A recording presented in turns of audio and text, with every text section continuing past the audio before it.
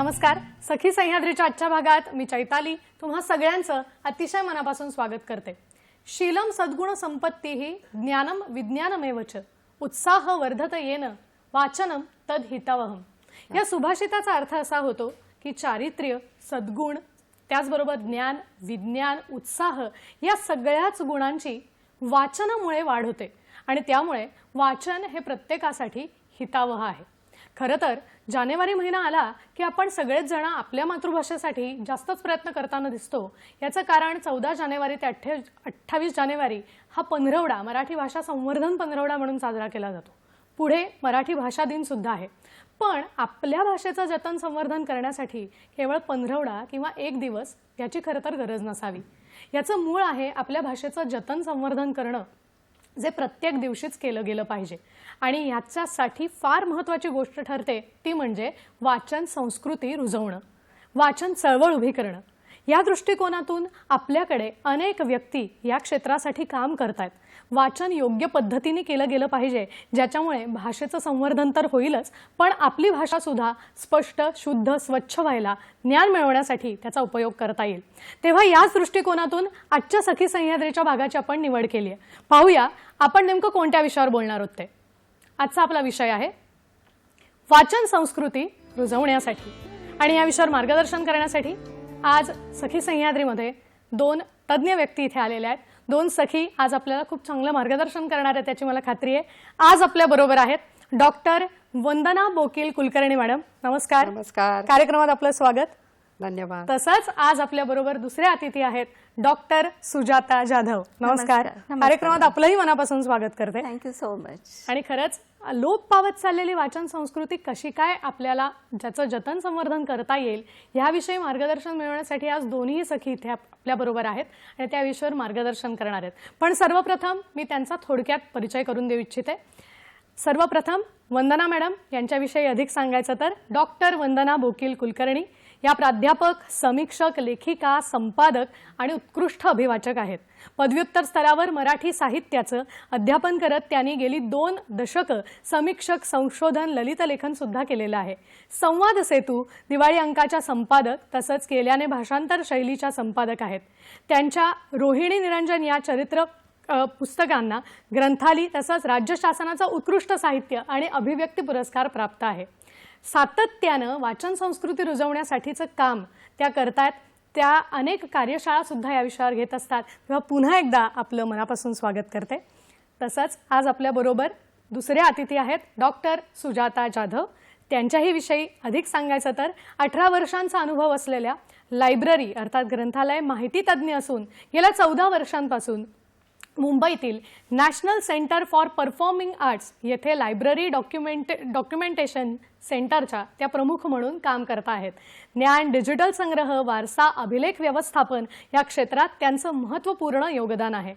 Page to stage या अभिनव उपक्रमातून अनेक लेखक कवींना त्यांनी रंगमंचावर आणलेलं आहे. कला संस्कृती क्षेत्रातील उल्लेखनीय कार्यासाठी महाराष्ट्रातर्फे दिला जाणारा महाराष्ट्र भूषण आणि राष्ट्रमाता जिजाऊ पुरस्कार सुद्धा त्यांना प्राप्त झालाय.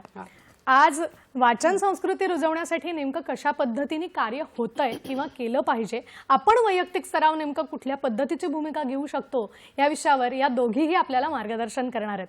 आणि वेळ न घालवता मी सुरुवात करते अर्थात वंदनाताई आपल्यापासून. वंदनाताई, आपण नेहमी असं म्हणतो आणि दिवसेंदिवस हा एक शब्दप्रयोग आपल्याला होताना दिसतोय की वाचन कमी झालंय, वाचन कमी झालंय. पण मुळात असं होतंय का? आणि जर असं होत असेल तर नेमकं त्याचं कारण काय आहे असं आपल्याला वाटतं? मी या मताशी अंशतः सहमत आहे की वाचन कमी झालंय. म्हणजे तुलना अर्थातच आमच्या लहानपणाशी केली जाते की जेव्हा घरामध्ये चांदोबासारखं मासिक दर महिन्याला येत असे आणि जेव्हा वर्तमानपत्रांच्या पुरवण्यांमध्ये मुलांसाठीचे खास पानं असत आणि हे सगळं वाचायला लागल्यापासून वाचत आल्यामुळे आपोआपच त्याची गोडी निर्माण झाली, जी गोडी पुढच्या मुलांमध्ये फारशी दिसत नाही. आणि त्याचं महत्त्वाचं कारण मला असं वाटतं की घरामधून जे वाचनाचे संस्कार व्हायला पाहिजेत ते कुठेतरी कमी पडत आहेत, हे आपल्याला मान्य करायला पाहिजे.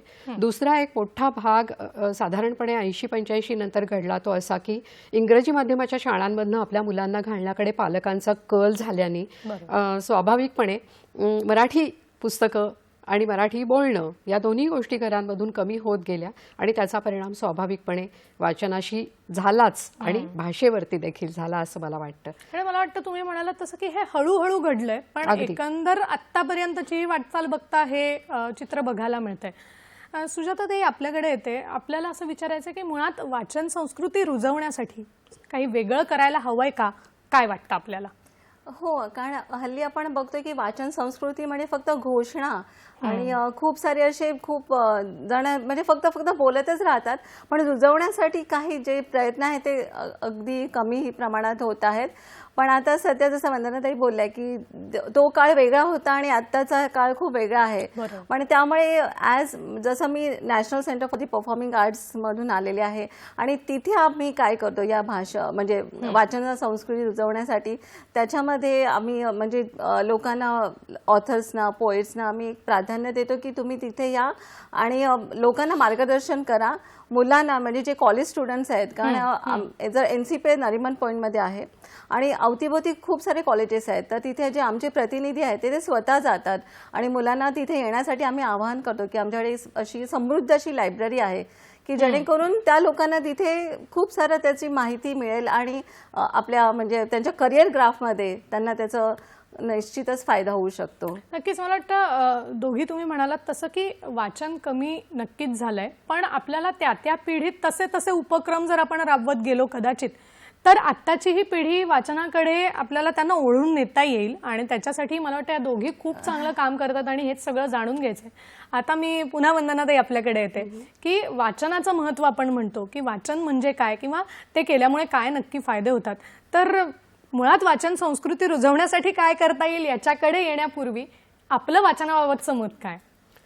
मला स्वतःला असं वाटतं की वाचन तुम्हाला खरोखर समृद्ध करतं. म्हणजे वाचाल तर वाचाल ही फक्त सहजपणे ऐकून कानाड करायची घोषणा नाही आहे किंवा सुभाषित नाही आहे. तर वाचणं म्हणजे प्रत्यक्ष पुस्तक वाचणं आणि वाचाल म्हणजे तुम्ही आयुष्याचा ग्रंथ वाचत असताना तरुण जाल अशा अर्थाने तो वाचाल शब्द आपण पुन्हा एकदा वापरतो, लाक्षणिक अर्थाने ज्याला म्हणता येईल त्या.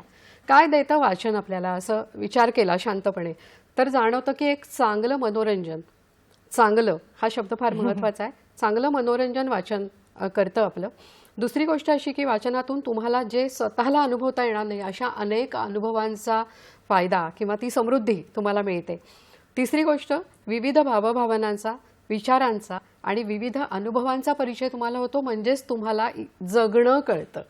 तर ते जगणं कळणं आणि ते समृद्ध होणं हा सर्वात मोठा भाग आहे त्याच्यातला. आणि सगळ्यात मला आणखीन एक महत्त्वाची गोष्ट वाटते की ठहराव मिळतो. तुम्ही वाचायला बसता तेव्हा तुमच्या सबंध शरीराला, तुमच्या मनाला एकाग्र अशी एक सवय लागते आणि त्या सवयीतून तुम्ही आपोआपच या सगळ्या गोष्टींचा स्वतःकडे जो फायदा वळवू शकता, घेऊ शकता, तो सुरुवातीला लक्षात येत नाही, नंतरच्या काळामध्ये जाणवतं की हे मला पुस्तकांनी दिलं बरं. या संदर्भात मी फक्त दुर्गाबाई भागवतांचं एक छोटंसं उतारा आपल्या सगळ्यांना वाचून दाखवू इच्छिते. फक्त आपण हा उतारा वाचण्यापूर्वी एक फोन घेऊया आणि मग हा उतारा नक्कीच सगळेजण ऐकूया. आपल्याला एक फोन येतोय. समीर कदम आपल्याला मुंबईहून प्रश्न विचारतायत. नमस्कार समीरजी. हॅलो. हॅलो, बोला. हा समीरजी, प्रश्न विचारा आपला. हा, माझा प्रश्न डॉक्टर सुजातांना आहे. वाचन संस्कृतीला पोषक वातावरण निर्मितीच्या कार्यात आपल्या संकल्पनेतून साकार झालेला NCPचा पेज टू स्टेज हा उपक्रम अत्यंत छान आहे. या उपक्रमातील सर्व कार्यक्रमांचे ध्वनिचित्र मुद्रण, थेट प्रक्षेपण ऑनलाईन अथवा ऑफलाईन सोशल मीडियावर कधी उपलब्ध होईल तशी काही तरतूद करण्यात येणार आहे का? नक्की. मला वाटतं खूप चांगला प्रश्न आपण विचारला आहात. माझ्याही मनात तो प्रश्न आहे, त्याच्याकडे आपण वळूया. पण तत्पूर्वी मला वाटतं वाचनाबद्दलचा एक उतारा आपल्याला वंदना मॅडम ऐकवतायत, तर तो नक्की ऐकूया. काय सांगाल? जे मी आता बोलत होते की जीवन समृद्ध होतं म्हणजे काय, किंवा आपली स्वतःची शहाणी वाढते म्हणजे काय, साक्षात दुर्गाबाई भागवत असं म्हणत आहेत की माझा अभ्यास करत असताना मी किती ग्रंथरत्ने चालली ती न सांगितलेलीच बरी, कारण त्या सगळ्यांनी मला माझी अज्ञानाची कक्षा दाखवून दिली. हे दुर्गाबाई म्हणतायत. माझी ज्ञानाची संकल्पना केवळ मृगजळ आहे की काय हा संभ्रम देखील त्यांच्यामुळे बळकट झाला. म्हणजे इतक्या वाचनातून आपलं भरपूर राहिलंच आहे वाचायचं, हे सतत त्यांच्यासारखीला जाणवत होतं. मग आपली काय कथा असंही मला वाटतं. आणि ही समृद्धी जी वाचनातून मिळते त्याचा उघड उघड बाईंनी आपल्यासमोर मांडलंय असं मला वाटतं की त्या समृद्धीचा नेमका प्रत्यय काय आहे. कारण ज्ञान ही गोष्ट अतिशय महत्वाची आहे त्या संदर्भातली, ज्याचा उल्लेख दुर्गाबाई करतात आणि नंतर अनेकांनी केलाय. म्हणजे शांताबाईंनी सुद्धा म्हटलं की मी खरी वाचनप्रेमी आहे, लेखिका नंतर आहे. आणि पुस्तकांचा स्पर्श, पुस्तकांचा वास आणि पुस्तकांनी मला दिलेला आनंद हा वर्णनातीत आहे असं शांताबाईंनी सुद्धा म्हणून ठेवलं, असं अनेकांनी म्हटलं. खरंय, मला वाटतं किताबे कुछ कहना चाहती है, पुस्तकं काही सांगू पाहतात, हे अगदी खरं आहे. आणि त्या म्हणल्या तसं की एवढ्या काय म्हणतो आपण, इतक्या मोठ्या व्यक्ती, इतक्या मोठ्या लेखिका सुद्धा याबद्दल असं म्हणतात की आमचंही कुठेतरी अजूनही वाचायचं राहून गेलं. तर याच्यावरून आपल्याला खरंच त्या वाचनाचं महत्त्व समजू शकतं. आपण पुढे जाण्यापूर्वी आपण सुजाता मॅडम आपल्याकडे येऊया, कारण आपल्याला समीरजींनी एक प्रश्न विचारला होता. तर अर्थात तो माझ्याही मनात प्रश्न होता की NCPA मध्ये पेज टू स्टेज हा जो कार्यक्रम खूप चांगल्या पद्धतीनं केला जातो आणि अनेक लेखक कवी तिथे येऊन गेलेले आहेत, तर त्याचं रेकॉर्डिंग आम्हाला ऑनलाईन प्लॅटफॉर्मवरती कधी उपलब्ध होईल या दृष्टीने काही तरतूद आहे का, असा त्यांचा प्रश्न होता. हो समीर सर, थँक्यू हा प्रश्न विचारल्याबद्दल. आणि हो मी जरूर सांगू इच्छिते की जे आमचे टेक्निकल स्टाफ आहेत, नयन काळे टेक्निकल हेड आहेत जे आर्काइव्स बघतात, तर त्यांनी आता हे सगळं रेकॉर्डिंग आणि हे सगळं चालू केलेलं आहे. आता सध्या तरी ते आमच्या आर्काइव्समध्ये आहे आणि हळूहळू आम्ही निश्चितच ते यूट्यूब आणि अशा ज्या सोशल मीडिया चॅनल्सवर आम्ही नक्कीच अपलोड करू. आणि सध्या जर तुम्हाला कधी पाहायचं असेल तर you are most welcome to NCPA, तुम्ही येऊन बघू शकता. आर्काइव्समध्ये ते आहेच आहे. नक्कीच. मला वाटतं NCPA म्हणजे काय आणि इतरही कुठले उपक्रम तिथे चालतात हे आपण त्यांना विचारणार आहोत. पण इथे वेळ झाली एका छोट्याशा विश्रांतीची. आपण कुठेही जाऊ नका, आम्ही लगेचच परत येतोय. पाहत रहा सखी सह्याद्री.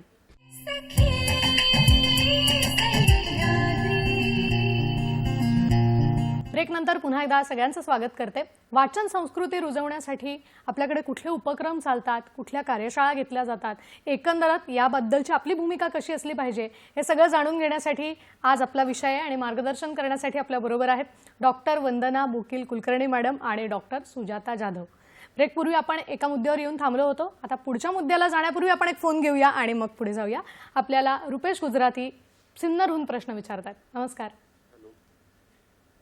हॅलो हॅलो रुपेश जी. हा, रुपेश गुजराती बोलतो. मला असं म्हणायचं आहे की वाचन संस्कृती वाढण्यासाठी शाळा कॉलेजेसमध्ये नुसती अभ्यासिका असून चालत नाही, तर एक लायब्ररी सुद्धा स्वतंत्र असावी आणि सुट्टीच्या दिवशी मुलांना वाचनात येण्यास सक्तीचे करावे. आणि मॅडम जी कार्यशाळा घेतात ती सार्वजनिक घेतात की शाळा कॉलेजेसमध्ये प्रत्येक जिल्ह्यात घेतात? नक्कीच नक्कीच, याविषयी आपण त्यांच्याकडून जाणून घेऊया. पण तत्पूर्वी आपला एक आधीचा प्रश्न होता, मला वाटतं वंदनाताई आपण सुजाताताईंकडून ऐकलं की NCPA मध्ये चालणारा पेज टू स्टेज हा जो एक अभिनव उपक्रम आहे आणि या उपक्रमात वंदनाताई आपला सुद्धा सहभाग होता, तर कसा होता अनुभव, काय सांगाल? सगळ्यात महत्त्वाचं हे वाटलं मला की सुजाता जाधव मॅडमच्या प्रयत्नातून अनेक वर्षांनी NCPA मध्ये मराठी कार्यक्रम व्हायला लागले. आणि त्याच्यामध्ये सगळ्यात मोलाचा वाटा या पेज टू स्टेज कार्यक्रमाचा आहे की विविध लेखक कवींना त्यांची पुस्तकं प्रकाशित करण्यासाठी, त्यांच्या पुस्तकातला काही भाग वाचन करण्यासाठी अशा प्रकारचे विविध प्रकारचे उपक्रम त्या पेज टू स्टेजमध्ये चालतात. त्याच्यामध्ये मीही माझ्या सीतेची गोष्ट आणि इतर कथा हा अरुणा ढेरे यांच्या निवडक कथांचं जे संपादन मी केलं, त्या संपादनाच्या निमित्ताने सीतेची गोष्ट या कथेच्या अभिवाचनाचा कार्यक्रम मला तिथे करता आला. आणि त्या निमित्ताने प्रश्नोत्तर, सीतेची गोष्ट या कथेमध्ये जे ज्याला आपण बिटवीन द लाईन्स असं म्हणतो ते सगळं विवेचन करून उलगडून दाखवणं आणि त्यानंतर प्रत्यक्ष अरुणाताईंनी प्रेक्षकांशी गप्पा मारणं, असा सगळा तो अतिशय सुंदर अनुभव होता. मुळामध्ये NCPA मध्ये कार्यक्रम करायला मिळणं हीच एक खूप छान गोष्ट असते. प्रत्येक कलाकाराला ती जागा बोलवत असते, त्यामुळे तोही एक अतिशय चांगला उपक्रम म्हणून राबवताना तिथली सगळी व्यवस्था उत्तम राहील असा प्रयत्न त्यांनी केला होता. आणि सगळ्यात महत्त्वाचं म्हणजे रविवारचा दिवस असूनही व्यवस्थित गर्दी, म्हणजे मुंबईकरांचा इतका उत्तम प्रतिसाद त्या कार्यक्रमाला होता आणि त्यामुळे आम्ही एक मोठं समाधान आणि आनंद घेऊन पुण्याला परतलो. असा अतिशय चांगला अनुभव आम्हाला आला. वंदनाताई, तुम्ही म्हणालात तसं की इतक्या वर्षांनंतर हा उपक्रम होतोय आणि सुजाताताई आपण तो सुरू केलाय त्याबद्दल खरंच तुमचं मनपूर्वक अभिनंदन करते. आणि यालाच जोडून मला प्रश्न हा विचारायचा आहे की पेज टू स्टेज मुळात ही जी संकल्पना आहे ही नेमकी काय आणि आतापर्यंत किती अनेक लेखक आम्ही ऐकलेले आहेत, पण कोण कोण येऊन गेले आणि काय वैविध्य वाटतं याचं? सांगायचं झालं तर हे खूप म्हणजे अशी उत्स्फूर्त सुचलेली एक कल्पना झाली.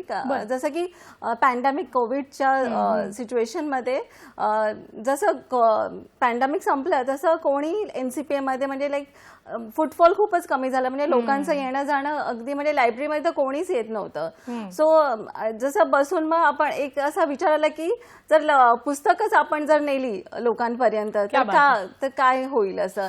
आणि त्या संकल्प आणि जे आमचे जे चेअरमन आहेत मिस्टर खुशरू संतूक यांनी मला या उपक्रमाला इतकं त्यांनी म्हणजे पाठिंबा दिला. ते बोले की तू प्लीज गो हेड आणि तू लेखकांना आणि जे ऑडियन्स आहे त्यांना आपण NCPAत बोलूया. आणि आता पण जवळजवळ 186 ऑथर्स आणि पोएटना आपण व्यासपीठ दिलेलं आहे. आता नुकताच आपण 110वा प्रोग्रामही केलेला आहे.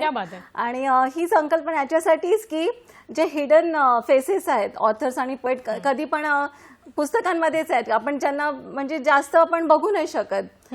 सो आय जस्ट थॉट की त्यांना का आपण व्यासपीठावर आमंत्रित करायलाच हवंय. आणि NCPA ही एवढी मोठी संस्था आहे आणि आमचे जे वरिष्ठ अधिकारी आहेत जसं श्रीहर्ष फेणे आहेत, सिद्धार्थ देशपांडे, आम्ही सगळ्यांनी एक मीटिंग घेऊन आम्ही हा उपक्रम मग अगदी म्हणजे खूपच फुल फ्लेज चालूच केला. आणि आता तुम्ही बघतातच आहेत. आणि तुम्ही म्हणालात ती गोष्ट खरी आहे की तो कवी तो लेखक हा कधी समोर येणार आणि मग त्याचे विचार आपल्यापर्यंत, कारण हा खरंच प्रश्न पडतो की इतकं सुंदर लिहिलं कसं जातं आणि त्यामागे काय कुठले विचार असतात, कुठल्या भावना असतात, कुठली तरी घटना घडलेली असते आणि ते त्यांच्याकडून ऐकताना मला वाटतं खूप मोठं समाधान मिळतं. प्रत्येकच जो वाचक आहे त्याला सुद्धा आणि समोर बसलेल्या प्रेक्षागृहातल्या सगळ्याच प्रेक्षकांना. आणखी एक मला मध्ये याला एक जोडायची पुस्ती ती अशी की बरेच वेळेला असं होतं की लेखक कवींच्या दृष्टिकोनातून त्यांचा वाचक अदृश्य असतो. अशा कार्यक्रमांमधून जसं लेखक आणि कवी वाचकांच्या समोर येतात तसं त्यांचा वाचक जो आहे, रसिक प्रेक्षक जो आहे तो त्यांना या निमित्ताने समोर येतो. आणि तो जो वाचक आणि लेखक हा जो संवाद आहे तो फार महत्वाचा आहे आजच्या काळामध्ये असं मला वाटतं. कारण सोशल माध्यम म्हणजे काय म्हणूयात विविध सोशल मीडियामधनं अनेक वेळेला लोक दिसत असतात, पण प्रत्यक्ष भेटण्याचा अनुभव आणि आनंद काही वेगळाच असतो हे आपण सगळेजण जाणतो. त्यामुळे परस्पर संवाद हा मला अतिशय महत्वाचा भाग या उपक्रमाचा वाटतो. मला वाटतं हा एक महत्वाचा सेतू आहे असं म्हणायला हरकत नाही, जोडणारा लेखक आणि पूर्ण वाचकांना. तर खूप छान, तुम्हाला खरंच पुढच्या सगळ्याच उपक्रमासाठी शुभेच्छा. आणखी सांगायचं म्हणजे सुरुवातीला जेव्हा हा उपक्रम सुरू केला तेव्हा इतकी धास्ती होती की कोणी येईल का नाही. आणि इट स्टार्टेड विथ द लायब्ररीमध्ये इटसेल्फ. आम्ही लायब्ररीमध्येच ऑथर टॉक चालू केलेलं आणि नंतर जसं मी सांगितलं आमच्या चेअरमनच्या सहकार्यामुळे आम्ही ते ऑडिटोरियममध्ये घेऊन गेलो तो प्रोग्राम. सुरुवातीला फक्त 4 जण आले. आय वॉज व्हेरी डिसअपॉइंटेड की म्हणजे कोणी येणार आहे की नाही, पण नंतर इतका उत्स्फूर्त असा याला प्रतिसाद येत गेला आणि त्यामुळेच आम्ही इथपर्यंत येऊ शकलो. नक्कीच. मला वाटतं आपण पुढे गप्पा मारतोय, पण एक फोन येतोय तो घेऊन आपण पुढे जाऊया. आपल्याला आर्याजी प्रश्न विचारतायत. नमस्कार. Hello hello hello. हा आर्याजी, प्रश्न विचारा. माझा प्रश्न दोन्ही मान्यवरांना असा आहे की वाचन संस्कृतीवर, वाचन कलेवरती आक्रमण झालेलं आहे दृकश्राव्य माध्यमांचं. जे सहजी ऐकायला मिळतं ते वाचायचं कशाला असं वाटतं लोकांना. आणि मग त्यामुळे ही कला आता नामशेष होईल, संपून जाईल की काय असं वाटतं. मुलं डोळ्यांनी पाहतात पण त्यांना मोठ्यांनी वाचा म्हटलं तर त्यांना स्पष्ट वाचता येत नाही. आणि वाचलं तर त्याचा अर्थ समजेल असंही वाटत नाही त्यांच्या चेहऱ्यावरून. तर मुळात मुलांनी ना लोक वाचत आहेत हे पाहायला शिकलं पाहिजे की तासन तास बसून घडून जाऊन वाचतात म्हणजे नेमकं काय करतात आणि मग त्याच्या पुढे त्याचा आनंद वगैरे ह्या गोष्टी आहेत पण वाचत असताना पाहायलाच मिळत नाही, इतकी गढूळता झालेली आहे बरोबर. की नक्कीच. घराघरांमध्ये मला वाचन बंद वाटतं झालं. याच्यावर आपण जाणून घेऊया मत. फक्त तत्पूर्वी आर्याजी, आपल्या प्रश्नापूर्वी आपल्याला रुपेशजींनी एक प्रश्न विचारला होता. मला वाटतं त्याच्याकडे आपण आधी यायला हवं. आणि त्यांचाही प्रश्न खूप छान होता की तुम्ही मगाशी म्हणाला होतात पहिल्या प्रश्नात की शालेय स्तरावरती ही थोडीशी मुलांमध्ये वाचनाच्या बाबतचं जे काही मत आहे तर थोडंसं कमी पडलेलं दिसतं. आणि त्यांनी एक शब्द वापरला की कुठेतरी वाचनाची सक्ती केली पाहिजे. बऱ्याच वेळेला असं होतं की सक्तीशिवाय गोष्टी आपल्याकडे कमी घडतात. काय वाटतं वंदनाताई? मला स्वतःला सक्ती हा शब्द नाही आवडत, कारण कोणत्याही गोष्टीची सक्ती केली की ती धुडकावून लावण्याकडे सर्वसाधारणपणे माणसाचा कल असतो आणि मुलांचा तर असतोच असतो. मुलं वाचनाकडे स्वतःहून कशी वळतील ह्याचे प्रयत्न पालक आणि शिक्षक या दोघांनीही करायला पाहिजेत असं मला प्रामाणिकपणे वाटतं. आणि आर्याजीच्या प्रश्नाला पण याच्यामध्ये मला उत्तर द्यायला आवडेल की मुलांना वाचणारी माणसं घरात तरी दिसतात का, असा प्रश्न आपण सगळ्यांनी आपल्या स्वतःला विचारावा. की घरामध्ये समजा 4 माणसं असतील, आई, बाबा, आजी, आजोबा, तर ह्याच्यापैकी कोण काय वाचतं? वर्तमानपत्र सुद्धा कोविडच्या काळानंतर लोक घेणं बंद झालेलं आहे आणि वाचणं तर दूरचीच गोष्ट आहे. तर त्यामुळे किती वेळ घरातली माणसं वाचतात हे बघतच मुलं मोठी होतात. आणि संस्कार म्हणजे काही त्यांना हाताला धरून आणि छडी मारून होत नसतात. संस्कार हे झिरपत असतात. त्यामुळे मुलं काय बघतात घरामध्ये त्याच्यामधूनच ती शिकणार आहेत. त्यामुळे शाळेत, घरात, आजूबाजूला किती वाचणारी लोक आहेत. आर्याजी, तुमचं म्हणणं अगदी बरोबर आहे की वाचणारी माणसं दिसली पाहिजेत, पण त्याची सुरुवात मला असं वाटतं की आपण आपल्या घरापासून करायला पाहिजे, नाही का? मला वाटतं हे खरं आहे. आणि सुजाताजी, आपल्याला हेच विचारावं असं वाटतं की आजताची जी आपण म्हणतो जेनझी सगळे मोबाईल आणि याच्या अधीन गेलेले जास्ती दिसतात, पण त्याच्याऐवजी पुस्तक त्यांच्या हातात यावं. मला वाटतं म्हणूनच लायब्ररी आणि पेज टू स्टेज सारखे कार्यक्रम होतात. काय वाटतं याविषयी? अगदी तुम्ही खरं बोलत, वंदना ताईंनी आता बोलल्यात तसंच झालेलं आहे. आणि मुलं हल्ली जस्ट स्क्रॉल करत असतात. पण if you go to any other household, जर तुम्ही बघितलं घराघरांमध्ये पण पेरेंट्स पण मोबाईल घेऊनच बसलेले असतात आणि प्रत्येकाच्या हातात मोबाईल. आणि म्हणजे त्यांच्यामधले संवाद इतके कमी झालेले आहेत. तर फर्स्ट ऑफ ऑल पेरेंट्सनीच मोबाईल स्वतःचा बाजूला ठेवावात. आणि मला वाटतं सगळ्यांनी एक एकत्रित घरामध्ये सुरुवात करावी की सगळ्यांनी आठवड्याला एक तरी पुस्तक वाचावं. आणि जेव्हा आपण जेवणाच्या टेबलावर जेव्हा एकत्रित असतो तेव्हा एकमेकांशी त्याच्यावर चर्चा करावी. म्हणजे जर आपण आपल्या घरातूनच जर सुरुवात केली तर का नाही, मग वाचन संस्कृती नक्कीच सगळ्यांपर्यंत पोहोचू शकेल असं मला तरी वाटतं. मग पेज टू स्टेज मध्ये तरुणांचा कसा काय आपल्याला याबाबत तरुणांचा सहभाग आहे? पेज टू स्टेज कसं आहे, आपण त्याच्यात विविध कार्यक्रम करतो. तर one of the programme is dramatised book reading. तर त्याच्यामध्ये हे जे यंगस्टर्स आहेत, झेवियर्स कॉलेजची मुलं आहेत, केसी म्हणजे जवळचे जे कॉलेजेस आहेत, ते मुलं येऊन त्या पुस्तकाचं ड्रॅमॅटिकपणे वाचन करतात. त्यामुळे त्यांना ते एक इंटरेस्ट येतो की मी काहीतरी करतो आहे, पुस्तकावर आधारित आहे. आणि तेच पुस्तक ते नाही, ते then they will come to the library आणि ते आणखी पुस्तकं शोधतात आणि मला विचारतात की मॅडम हे आहे का, ते आहे का. So it's a very healthy atmosphere निर्माण होतं आणि त्यामुळे इंटरेस्टही जागा होतं आणि मुलं अधिकाधिक पुस्तकांकडे वळतात, आकर्षित होतात. मला वाटतं आम्ही तुमच्याशी गप्पा मारत असताना अनेक फोटो सुद्धा आम्ही बघत होतो आणि याच्याविषयी मला विचारायचं आहे, पण वेळ झाली एका छोट्याशा विश्रांतीची. तेव्हा आपण कुठेही जाऊ नका, आम्ही लगेचच परत होतोय. पाहत रहा सखी सह्याद्री.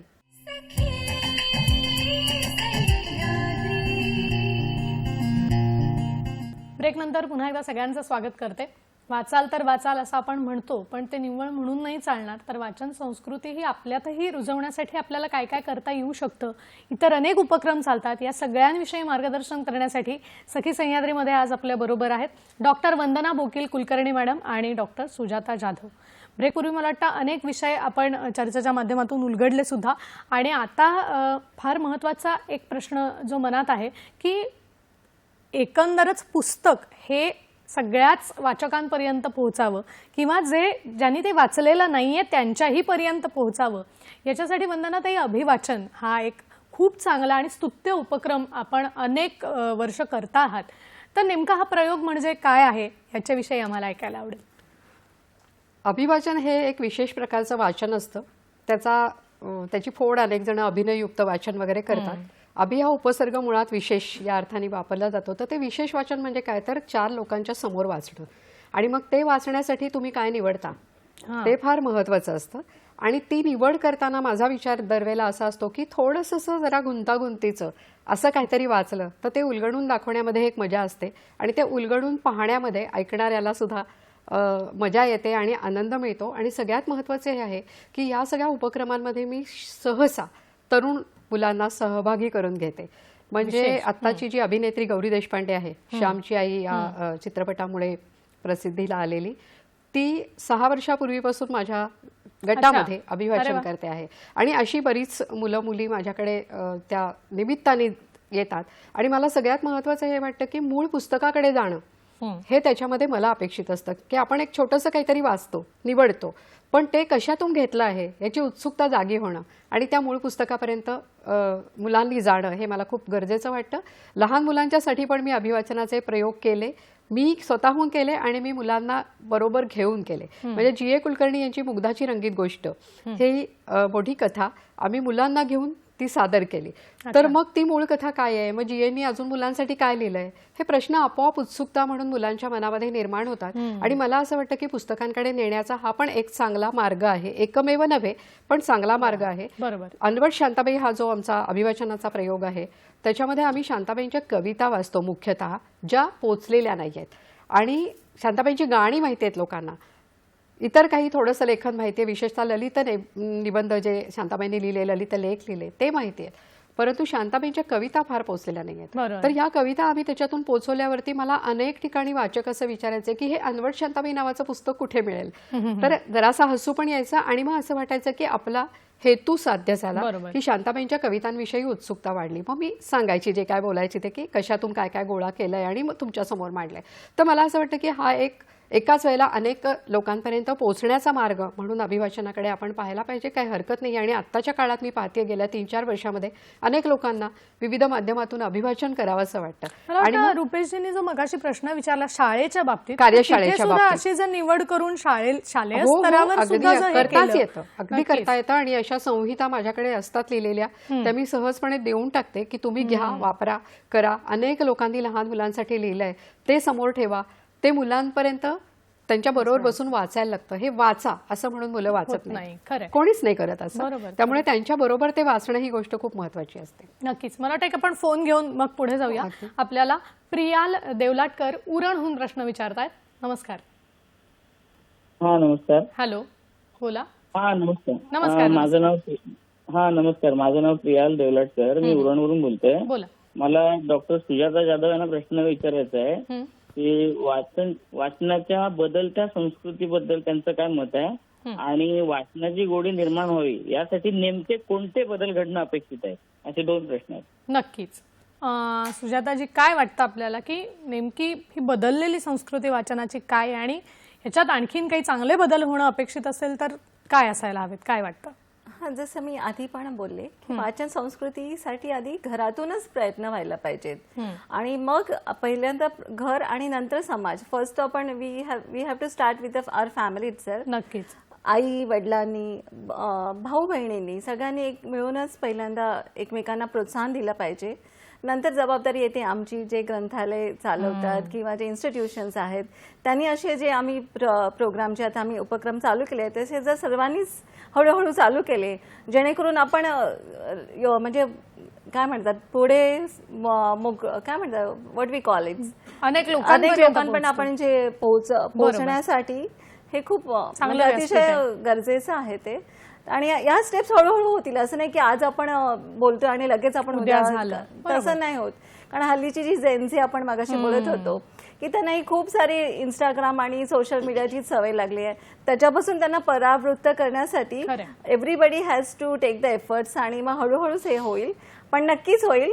आणि आता मला वाटतं गव्हर्नमेंट, मराठी भाषा विभाग आणि बरेचसे असे खूप छान छान उपक्रम चालू आहेत आणि नक्कीच याचा सगळ्यांनाच फायदा होऊ शकेल. नक्कीच. बरं, यालाच जोडून विचारते की एनसीपीएची लायब्ररी, ग्रंथालय, तर त्याच्यामध्ये असणारी पुस्तकं, त्यातला जो संग्रह आहे याच्याही विषयी आम्हाला ऐकायला आवडेल. हा माझा खूप फेवरेट विषय आहे. तर एनसीपीएची लायब्ररी ही नॉट ओन्ली नॅशनली पण इंटरनॅशनली खूप फेमस आहे. तर आपल्याकडे जे वंदना मॅम ही स्वतःही एक मेंबर आहेत एनसीपीए लायब्ररीच्या. तर जेव्हा मला फोटोही बघायला मिळतोय. हा, येस. आणि जवळजवळ 30,000 पुस्तकं आहेत. आणि music, dance, theatre, architecture, temple art, paintings, magic आणि अक्षरशः फॅशनवरही पुस्तकं आहेत. तर बरेचसे नॅशनल इन्स्टिट्यूट ऑफ फॅशन टेक्नॉलॉजीची मुलं म्हणा किंवा बरेचसे असे खूप सारे लोक जण येऊन येतात, मेंबर ते आहेतच. पण मला असं वाटतं की अजूनही या लायब्ररीचा फायदा, कारण इट्स अ ट्रेजर, म्हणजे खजिना आहे लिटरली. आणि बरीचशी पुस्तकं आउट ऑफ प्रिंट आहे. There are so many rare books as well. तर सगळ्यांनी, म्हणजे मला तर आताच मला आवाहन करू इच्छिते की तुम्ही NCPला जेव्हा भेट द्याल तर लायब्ररीमध्ये नक्की या. आणि आमची एक वार्षिक वर्गणी आहे जी एक नाममूल्य 500 रुपये आहे. पण त्याच्यामध्ये म्हणजे लाईक यू विल गेट, म्हणजे खूपच असं खजिनाच मिळून जातो. नक्कीच. मला वाटतं ते तिथपर्यंत पोहोचणं आवश्यक आहे. तुम्ही म्हणालात तसं की अनेक जण, याच्याबद्दल आम्ही ऐकलेलं असतं पण अजूनही मुंबईत राहूनही अनेक जण तिथपर्यंत पोहोचलेलं नसतात. तर मला वाटतं सुजाता मॅडम आज आपण सांगितलं तर अनेक आणि हा जो खजिना आहे तो पु ल देशपांडे सर किंवा डॉक्टर रानडे सर, विजया मेहताबाई यांच्यापासून हा म्हणजे वारसाच मिळालेला आहे NCPला. आणि तुम्हा सर्वांनी नक्कीच NCP मध्ये येऊन याचा लाभ घ्यावा. नक्कीच नक्कीच. बरं, आता यालाच जोडून मला वाटतं वंदनाताई आपल्याला विचारू इच्छिते की 1-2 नाही तर तब्बल 12 वर्ष आपण ग्रंथालयाचे अध्यक्ष म्हणून काम केलंय. तर तो अनुभव आणि एकंदरीत ग्रंथालय किंवा पुस्तकांचं वेड किंवा लोकांचा ओढा त्यावेळेला कसा होता आणि आता त्याच्यात काही बदल जाणवतोय का?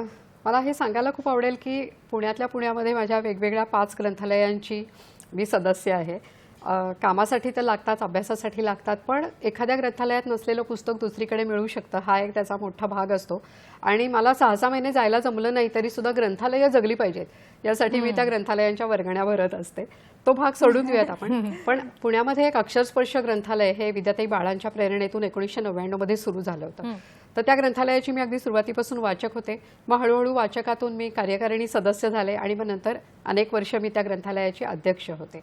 आत्ताच मी गेल्या वर्षी ते अध्यक्षपद सोडलं, म्हणजे पुष्कळ इतर कामं सुरू झाल्यामुळे आणि नवीन पुन्हा तरुण मुलांना वाव मिळावा म्हणून. तर मला असं दिसतंय की 15 वर्षामध्ये साधारणपणे वाचकांची संख्या घटली. म्हणूनच मी सुरुवातीला म्हणलं की अंशतः मी सहमत आहे की वाचन संस्कृती, पण जे वाचतात ते इतकं निवडक वाचतात, त्यांना माहिती असतं की मला काय वाचायचंय. मी अशा वाचकांना रसिक वाचक म्हणते. म्हणजे हाताला येईल तो वर्तमानपत्राचा तुकडा वाचणं ही एक वाचनाची भूक असते, पण त्यानंतर तुम्हाला जेव्हा कळतं की मला हा लेखक आवडतो, मला या प्रकारचं लिहिलेलं आवडतं, या प्रकारची पुस्तकं ही मला माझी, आपण म्हणतो ना, माय कप ऑफ टी, तशी वाटतात. तर असा जो वाचक असतो, असा वाचक आमच्या ग्रंथालयाचा आहे. आणि या वाचकांबरोबर संवाद व्हावा म्हणून आम्ही महिन्यातून एकदा अक्षर गप्पा नावाचा एक कार्यक्रम सुरू ठेवलेला आहे. कोविडच्या काळात फक्त तो 2 वर्ष बंद होता. बाकी सलग आम्ही महिन्यातून एकदा विशिष्ट विषयावरती बोलायला, कधी लेखक कवीला, कधी एखाद्या विषयातल्या तज्ज्ञ व्यक्तीला असे बोलावून त्यांच्याबरोबर गप्पा मारतो. आणि गेली 6 वर्ष आम्ही मुलांसाठी अक्षरवेल नावाचा उपक्रम सुरू केलाय. तो पुस्तक पेटी या स्वरूपाचा उपक्रम आहे की याच्याविषयी आपण जाणून घेऊया. फक्त एक फोन येतोय, तो घेऊन आपण लगेच पुढे जाऊया. आपल्याला अजिंक्य गोळे बदलापूरहून प्रश्न विचारतायत. नमस्कार. प्रश्न विचारा.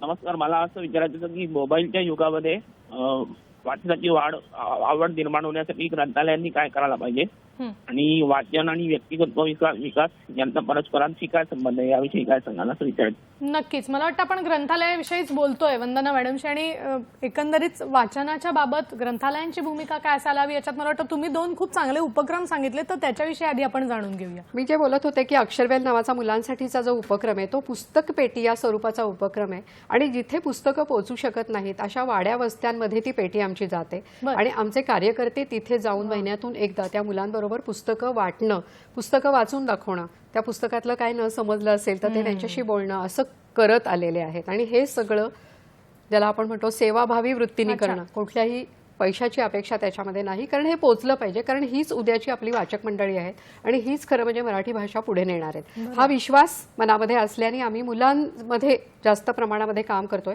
आता आपल्याला जो प्रश्न विचारला त्या प्रश्नाच्या अनुषंगाने देखील मला हे बोलायला आवडेल की मोबाईलपासून दूर ठेवायचं, तर आधी सगळ्यात महत्त्वाचं मी स्वतःवरती हा प्रयोग करायला पाहिजे की मी दिवसभरामध्ये किती तास मोबाईलवरती घालवते आणि त्याच्यातला किती वेळ मी कमी करू शकते आणि तो वेळ मी वाचनाकडे कसा वाढवते, एक गोष्ट. दुसरी गोष्ट अशी आहे की पुस्तक हातात घेऊनच वाचलं पाहिजे, हा हट्ट आता आपण सोडायला हवा. कारण किंडल सारखं माध्यम आज आपल्या हातामध्ये आहे. घरामध्ये पुस्तकं ठेवायला जागा नाही, पुस्तकं विकत घेणं, पुस्तकं हाताळणं, कुठेही ती घेऊन जाणं, त्याच्यासाठी जागा उपलब्ध असणं, अशा प्रचंड अडचणी आहेत. आपल्याला कळत नाही. जो सुशिक्षित आणि ज्याला प्रिव्हिलेज वर्ग म्हणतात त्यांच्यासाठी नाही, परंतु ज्यांना खरंच या सगळ्या गोष्टींची भूक आहे पण ते सहजासहजी मिळत नाहीये, अशा लोकांच्यासाठी मात्र हे स्वस्तातलं पुन्हा माध्यम, पुन्हा हातामध्ये असलेलं कुठेही तुम्ही घेऊन जाणार. तर किंडलवरती वाचत असलं कोणी तर ते पुस्तक हातामध्ये घेऊन वाचत नाही, याच्याकरता त्याच्याकडे असं पाहिलं नाही पाहिजे. वाचतायत हे महत्वाचं आहे. नुसतंच रील, आता सुजाता मॅडम म्हणाल्या तशा स्क्रोल करण्यामध्ये वेळ जात नाहीये ना. आणि त्याच्याने झालंय काय माहितीये का, माणसाचा एकाग्रतेचा काळ, ज्याला आपण पेशन्स म्हणतो, लिसनिंग हे म्हणतो, स्पॅन म्हणतो, तो खूप कमी झाला त्याच्यामुळे. कारण एक दीड मिनिटं सुद्धा खूप जास्त होतं. इतकं चटचट ते बघितलं जातं. पुस्तक हातामध्ये घेऊन तुम्ही बसता तेव्हा मी मगाशी उल्लेख केला तो पुन्हा एकदा करेन की तुमचं मन, तुमची बुद्धी आणि तुमचं शरीर हे सगळं खरोखर त्याला एक व्यवस्थित ठहराव मिळतो आणि तुम्ही जे घेता आतमध्ये ते झिरपतं आणि त्याचा नक्की उपयोग होतो. हे मात्र खरं आहे. आणि मला वाटतं तुम्ही जसं ग्रंथालयाच्या दृष्टीनं काम केलंय तसं जर वेगवेगळे असे कल्पक उपक्रम जर ग्रंथालयातील सगळ्यात सदस्य व्यक्ती राबवू शकली आणि त्यांना आपल्यासारख्या वाचकांनी मदत केली, अर्थात हे एकट्याचं काम नाहीये, तर मला वाटतं कुठेतरी तो फायदा होऊ शकतो. आणि याच दृष्टीने त्यांचा अजून एक प्रश्न होता आणि तो होता की वाचन आणि व्यक्तिमत्व विकास यांचा जो संबंध आहे, सुजाता मॅडम काय वाटतं, म्हणजे पेज टू स्टेज सुरू करणं, इतक्या लोकांपर्यंत पोहोचवणं, इतक्या लोकांना एक व्यासपीठ उपलब्ध करून देणं, ह्या सगळ्या दृष्टिकोनातून प्रत्येकाचंच व्यक्तिमत्व खुलतं, तर काय आपण सांगाल याविषयी? अगदी म्हणजे हा तसा अनपेक्षितच प्रश्न आहे आणि इट्स व्हेरी म्हणजे खूप ॲप त्यांनी विचारलेलं आहे. जसं तुम्ही वाचत जाल तसं तुम्हाला बऱ्याचशा गोष्टीने एक माणूस मला वाटतं एक संवेदनशील जास्त होतो, त्याची जी प्रगल्भता आहे ती वाढते आणि त्यामुळे डेफिनेटली पर्सनॅलिटी डेव्हलपमेंट होते. आणि जे आपण जे पेज टू स्टेज जो उपक्रम म्हणतो तो इट्स लाईक मोस्टली आपण म्हणजे like it's a group reading असतं, तेव्हा मग ते एकमेकांशी ते संवाद साधतात. मेन वाचन काय होतं, संवाद साधण्यासाठीच आपण जास्त करून त्याचा यूज होतो हल्ली. आणि त्यामुळेच त्याचं पर्सनॅलिटी म्हणजे त्याचं एक काय म्हणतात वी कॅन से एक डेव्हलपमेंट होतच राहते.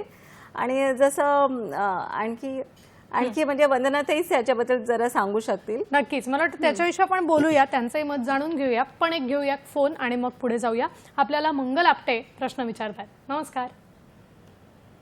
हॅलो. नमस्कार. हा मंगलजी, प्रश्न विचारा. आजचा विषय खूपच छान आहे, पण मी म्हटलं खेड्यापाड्यात जे लोक असतात त्यांच्यासाठी आपण मार्गदर्शन काय करू शकाल? नक्कीच, मला वाटतं हे खरं आहे. मला वाटतं मला दोघींचंही मत याच्यावर जाणून घ्यायचं आहे. वंदनाताई काय सांगाल?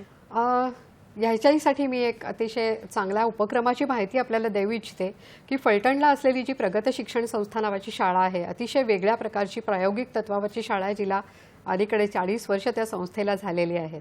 तर या शाळेच्या माध्यमातून आम्ही एक पुस्तक मैत्री शिबिर गेली 2-3 वर्ष घेतो आहोत. ते काय आहे तर ज्यांना मुलांमध्ये काम करायचं आहे त्यांच्यासाठी एक मार्गदर्शनपर कार्यशाळा ती आहे, निवासी आहे. पहिल्या सत्रामध्ये 4 दिवस आणि नंतरच्या सत्रामध्ये 4 दिवस अशी ही कार्यशाळा होते. आणि या कार्यशाळेसाठी आम्ही मुलांमध्ये पुस्तकांची आवड रुजवण्यासाठीचे कार्यकर्ते घडवतो. आणि हे मला असं वाटतं की ही सगळी जी आमच्याकडची कार्यकर्ती मंडळी आहेत ही केवळ पुणे मुंबईमधली नाहीत, तर ही महाराष्ट्रातल्या कानाकोपऱ्यामधून आलेली आहेत. आणि एका वेळेला साधारणपणे 25 कार्यकर्त्यांची त्या शिबिरामध्ये व्यवस्था होते आणि पूर्ण 5 दिवस ही सगळी मंडळी आमच्याबरोबर असतात. आणि त्या सगळ्यांना आम्ही पुस्तक म्हणजे काय इथंपासून ते मुलांची लायब्ररी, मुलांचं ग्रंथालय कसं असायला पाहिजे, इथंपर्यंतच्या विविध गोष्टींची सत्र तिथे होतात आणि ती कृती सत्र असतात. प्रत्येक गोष्ट त्या कार्यकर्त्यांना करून बघायला मिळते. आणि असे अनेक कार्यकर्ते आता आमच्याशी जोडले गेलेत. तर मगाशी मॅडम, सुजाता मॅडम जसं म्हणाल्या तसं की काहीतरी तुम्ही कृती केली पाहिजे, दुसऱ्यांनी ती करावी अशी अपेक्षा करणं चुकीचं आहे. तर आपल्या दृष्टीने आपण काय कृती करू शकतो, तर मला इथे मुद्दाम सांगायला आवडेल की चांदण्यातल्या गप्पा नावाचा एक मुलांसाठीचा उपक्रम मी मध्यंतरी काही वर्ष चालवत होते. दर पौर्णिमेला आम्ही मुलं आणि मी भेटायचो आणि आम्ही फक्त वाचायचो. तो एक वाचन कट्टाच होता. आणि ही सगळी मुलं इंग्रजी माध्यमातली होती, पण त्यांच्या पालकांना असं वाटत होतं की आपल्याला आवडणाऱ्या कविता, आपल्याला आवडलेलं साहित्य, आपल्याला आवडणारी पुलंची बटाट्याची चाळ आपल्या मुलांना ह्याचा आनंद कसा मिळणार. तर मग तो त्यांच्यापर्यंत पोहोचवण्यासाठी म्हणून हा उपक्रम होता. आणि दर पौर्णिमेला आम्ही संध्याकाळी 7 ते रात्री 9, 9:30 पर्यंत बसायचो. माझी अट एकच होती, कुठल्याही पैशाचा त्याच्यामध्ये व्यवहार नव्हता, देवघेव नव्हती, की ह्या सगळ्या गटाला बसण्यासाठी एक जागा मिळू देत आम्हाला. आणि दुसरी गोष्ट, कुणीही रजा राहायचं नाही. बरोबर. अगदी आजारी असलं तर गोष्ट सोडून द्या, पण हा उपक्रम तुम्ही अतिशय मनापासून केला पाहिजे. नाहीतर मग काय होतं की आज जमलं नाही जमलं, आणि विशेषतः पालकांनी हे गृहीत धरायला पाहिजे की नाही, एखादी गोष्ट सुरू केली तर ती तडीला नेली पाहिजे. आणि अशी ही 6वी, 7वी, 8वीतली मुलं माझ्याकडे होती आणि ती 11वीत जाईपर्यंत आम्ही हा कट्टा चालवला. आणि माझी अशी तेव्हा अनेक लोक मला म्हणाले की आमच्या पण भागामध्ये हा कट्टा चालवा. तर एक व्यक्ती हे नाही करू शकणार. मी असं म्हणायची की तुम्ही कट्टा सुरू करा, मी येऊन एकदा मार्गदर्शन करेन की कशा पद्धतीने हा कट्टा पुढे न्यायचा. शेवटी काय आहे की दिशा एक आहे. मार्ग जरी वेगळे असले प्रत्येकाचे तरी दिशा एक आहे. तर त्या दिशेने आपण कोणीही जाऊ शकतो आणि मुलांना नेऊ शकतो. तर पुण्यामध्ये आता 3-4 ठिकाणी तरी अशा प्रकारचे कट्टे सुरू झाले. हा मला अतिशय आनंदाचा भाग रुपेशजींनी पण या बाबतीत एक कार्यशाळेचा प्रश्न विचारला होता, मला वाटतं त्याचंही उत्तर त्यांना आता मिळालं अशाच असेल. पद्धतीने. आणि मला सुजाता मॅडम आपल्याला विचारायचं आहे की जसं या मुलांना घेऊन हे उपक्रम वंदना मॅडमनी केलेले करता आहेत सातत्यानं, तसं एनसीपीए मध्ये लहान मुलांसाठी किंवा असा काही विचार तुमचा येणाऱ्या पुढच्या काळात? मला सांगायला आवडेल की एनसीपीए मध्ये बरेच वर्ष झालं आपण समर फिएस्टा हा एक उपक्रम राबवतो, ज्याच्यामध्ये लहान मुलांचे खूप व्हेरियस ऍस्पेक्ट आपण विचारात घेतो. जसं काही मुलांना रेडिओ जॉकी बनायचं असतं तर त्याची एक कार्यशाळा असते, किंवा रायटिंग आहे, पोएट्री रायटिंग आहे, हे आम्ही पहिल्यापासून घेतो. इट्स नॉट दॅट की आत्ताच चालू केलंय. आणि तो समर फिएस्टा म्हणजे जेव्हा मुलांचे वेकेशन्स असतात त्यावेळीच हा उपक्रम असतो. याची आम्हाला माहिती तुम्हाला एनसीपीच्या वेबसाईटवर नक्कीच मला कारण वाटतं अनेकांना हे माहिती नसतं, तर या दृष्टीने आपल्याला हे कळेल. पण हा उपक्रम आता मुंबईत चालतोय, पण जसं आपल्याला एक प्रश्न विचारला मंगलजींनी की ग्रामीण भागामध्ये हे उपक्रम पोहोचावेत म्हणून काही करता येऊ शकतं का? म्हणजे आपल्या डोक्यात नक्कीच करता येईल. जर म्हणजे मी तर आवाहन करेल की गव्हर्नमेंटने, महाराष्ट्र गव्हर्नमेंटने जर एनसीपीला साथ दिली, जसं डॉक्टर किरण कुलकर्णी आहेत भाषा विभागाचे, त्यांनी जर आम्हाला काही प्रोत्साहन दिलं तर, आणि ते एकदा असं बोलणं पण झालं होतं की we should take page to stage, आणि त्याच्या अंतर्गत हे सगळे प्रोग्राम आपण वेगवेगळ्या ठिकाणी महाराष्ट्रामध्ये नेऊच शकतो. नक्कीच. त्यामुळे आता एक एनसीपीएचा आत्ता कुठला तरी एक नवीन कार्यक्रम होणार आहे, एक फेस्ट होणार आहे असं आम्ही ऐकलेलं आहे, तर त्याही संदर्भात आम्हाला ऐकायला आवडेल. काय तर 27 आणि 28 फेब्रुवारीला आपण पोएट्री फेस्टिवल आयोजित केलेलं आहे, ज्याच्यामध्ये प्युअर पोएट्री असेल. तर ओपन माईकही असणार आहे, जे नवोदित पोएट्री काय म्हणतात रिसाईट करतात. तर त्यांना ही तो एक मुक्त व्यासपीठ आम्ही देणारच आहोत.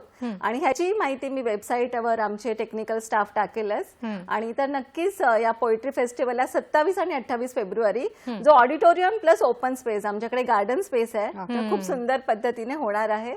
तर नक्कीच मला वाटतं, आणि मला अनेक आज हा कार्यक्रम अनेक जण बघतायत म्हणून मी उत्सुकतेने हा प्रश्न विचारला की जर सहभागी व्हायचं असेल तर त्याची काही प्रक्रिया? त्याची प्रक्रिया म्हणजे एनसीपीए मध्ये वेबसाईटवर आम्ही सगळं अपलोड करू, आणि तिथे रजिस्ट्रेशन नंबर असेल, आणि माझ्या ग्रंथालयाचे नकुल पटेल म्हणून आहेत, त्यांचाही नंबर आम्ही देऊ. He will be the RSVP. त्यांच्याशी तुम्ही संपर्क केला तर तुम्हाला सगळीच माहिती देतील. आणि नक्कीच हा मागच्या वर्षी आपण फर्स्ट टाइम चालू केला होता वर्ड्स इन ब्लूम या नावाने. तेव्हाही अतिशय दिग्गज लोकांनी पार्टिसिपेट केलंच होतं, जे कवी आहेत इस्टॅब्लिश, पण नवकवींनीही त्याच्यामध्ये भाग घेतला होता.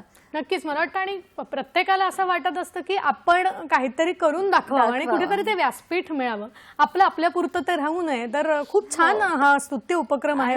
हे सगळं होत आहे तेच एनसीपीचे जे आमची व्यवस्थापन कमिटी आहे, जसं बृंदा खटाव मॅडम आहेत, नंदिता अंजारिया, ह्या सगळेच जणांनी ह्या सगळ्याच पोएट्री फेस्टिवललाही भरपूर पाठिंबा दिलेलाच आहे. त्यामुळे actually it's a team work, आणि त्यामुळेच आपण आतापर्यंत इथपर्यंत पोहोचलेलो आहोत. क्या बात आहे. मला वाटतं हे खूप चांगले उपक्रम येत आहेत आणि येणार आहेत, ज्याचा सगळ्यांनीच खरं तर लाभ घ्यायला हवा, ज्याची माहिती आम्हाला मिळू शकते.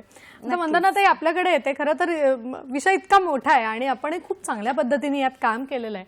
तर मला असं विचारावं असं वाटतं की कथालेखन असेल, ललित लेखन असेल, या सगळ्याच आयामांनी आपण समृद्ध आहात, आपण हे केलेलं आहे. तर हा सगळा अनुभव कसा वाटतो? मुळामध्ये लेखक जे लिहितो ते आतून रेटा आला म्हणून लिहितो, त्याला लिहावंसं वाटतं म्हणून तो लिहितो. माझं क्षेत्र थोडंसं अभ्यासाशी पण संबंधित आहे, म्हणजे संपादन आणि समीक्षा या संदर्भामध्ये मी पण जे काम केलं आहे त्याही बाबतीमध्ये माझ्या असं लक्षात आलं आहे की चांगला वाचक, चांगल्या पुस्तकांकडे ओढला जातोच. आणि अभिवाचनाच्या मार्गातून एक तिथपर्यंत पुस्तकांपर्यंत जाता येतं. दुसरी गोष्ट अशी की पुस्तक परीक्षण लिहिणं, आपल्याला आवडलेलं पुस्तक. आता समाज माध्यमही आपल्या इतके हातामध्ये आहेत की आपल्याला आवडलेल्या गोष्टीबद्दल आपण तिथे 4 ओळी तरी लिहिल्या पाहिजेत. तर अशा पद्धतीने पुस्तकांचे परिचय लिहिणं, वेगवेगळ्या चांगल्या साहित्यकृती लोकांच्या नजरेसमोर आणणं. निमित्त असतात, कधी कुठल्या लेखक कवीचा जन्मदिन मृत्यूदिन असतो, कधी एखाद्या कलाकृतीचा 100 वर्ष झाली वगैरे अशा प्रकारचं असतं. तर ही सगळी निमित्त ही लक्षात ठेवून त्या वेळेला समाज माध्यमावरती त्याचं जागरण करणं ही मला एक महत्त्वाची गोष्ट वाटते. आणि त्याला अतिशय उत्तम प्रतिसाद असतो. आपल्याला माहीत नसलेले कितीतरी लोक आपल्याशी त्यामुळे जोडले जातात. हा एक माझा अनेक वर्षांचा अनुभव आहे त्यातला. नक्कीच मला वाटतं. आणि समाज माध्यमाचा कसा उपयोग करून घेता येईल हा एक तुम्ही डोळस लेखिका म्हणून ठेवलेला विचार आहे. मला वाटतं एक नवीन, मला वाटतं अनेकांना हे कळलं असेल किंवा तुम्ही म्हणलात तसं की ती जागृती होण्यासाठी आपणच जर प्रयत्न करू शकलो तर खूप मदत होऊ शकते. या दृष्टीने सुजाता मॅडम आपलं काय मत आहे की अशा दृष्टीने एनसीपीए काही करू शकते का किंवा करणार आहे का? हा, आम्ही असं तर एक्झिबिशन्स वेगवेगळ्या म्हणजे वेळी, जसं काही आता रवींद्रनाथ टागोर यांची जन्मतिथी आहे किंवा तेव्हा आपण त्यांच्यावरची पुस्तकं डिस्प्ले करतो. आणि असे इव्हन थीमॅटिक एक्झिबिशन्स म्हणतो, थीम आहे एक, जसं आमच्याकडे डान्स फेस्टिवल चालू आहे, नक्षत्र डान्स फेस्टिवल, तर त्या अनुषंगाने आम्ही ती पुस्तकं आम्ही मांडतो तिकडे. इट्स लाईक अ फुल फ्लेज एक्झिबिशनच असतं, जेणेकरून ऑडियन्स डान्स पण बघतात, डान्स प्रोग्राम बघतात आणि ते पुस्तकांकडे आकर्षित होतात. तसं आम्ही लाईक वी जस्ट कॉर्डियली आम्ही हे मॅच करतो. बरं, आता एनसीपीए मध्ये आपण पेज टू स्टेज बद्दल बोललो, पण फक्त वाचनासाठी नाही तर अनेक कार्यक्रम इथे होतात, तर त्याचं थोडक्यात आम्हाला तर national centre for the performing arts मला सांगायला आवडेल की, आणि आमचं एक मराठी नावही आहे राष्ट्रीय संगीत नाट्य केंद्र. तर आता हे राष्ट्रीय न राहता इंटरनॅशनल लेवलवर गेलेलं आहे. आणि आमच्याकडे एक्सक्लुझिव्ह SOI हा प्रोग्राम होतो, जो आहे सिम्फनी ऑर्केस्ट्रा ऑफ इंडिया. जवळजवळ 100 ते 150 वाद्यक असतात त्याच्यामध्ये. आणि हे आमचे जे चेअरमॅन खुशरू संतूक यांनी ह्या म्हणजे जवळजवळ जगभरात आम्ही हा प्रोग्राम घेऊन जातो. त्याचसोबत आमचे इंटरनॅशनल हेड आहेत डॉक्टर फरहाना झिरानी, त्या इंटरनॅशनल म्युझिकचे वेगवेगळे जॅझ फेस्टिवल, असे खूप सारे फेस्टिवल आम्ही भरवत राहतो.